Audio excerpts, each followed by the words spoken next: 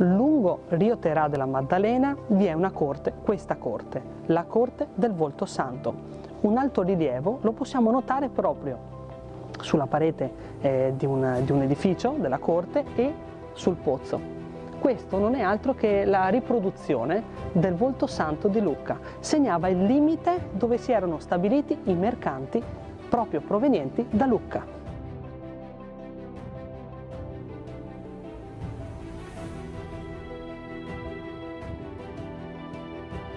Nel 1300, a causa di un cambio di governo, alcuni artigiani si trasferirono da Lucca a Venezia.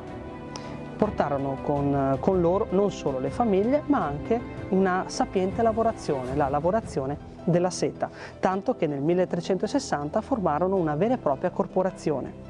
L'edificio che ospitava la corporazione però venne distrutto nel grande incendio del 1789 che coinvolse, oltre a numerose famiglie, anche 60 case.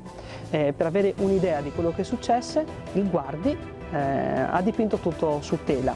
Questo dipinto lo possiamo trovare alle gallerie dell'Accademia.